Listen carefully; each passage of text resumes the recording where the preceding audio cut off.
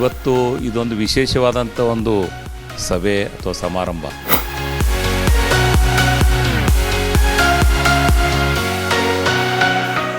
Book release ಮಾಡಿದ್ವಿ ಮತ್ತು ವಾಪಸ್ ಹೋಗಿ ನಾನು ಪ್ರಾಕ್ಟೀಸ್ ಮಾಡ್ಬೇಕಂತ ಕೂತ್ಕೊಂಡ್ರೆ ನಾನು ನಂದು ನೋಡ್ಕೊಂಡು ಕೂತ್ಕೊಂಡ್ಬಿಟ್ರೆ ನೆಕ್ಸ್ಟ್ ಜನ್ರೇಷನ್ ಗತಿ ಪ್ರಾಬ್ಲಮ್ ಆಗುತ್ತೆ ಆಯುಷ್ ಅವ್ರದ್ದು.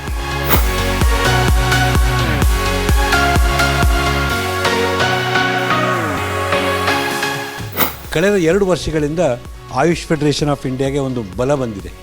ಅದು ಶ್ರೀಯುತ ಹರೀಶ್ ಅವರಿಂದ.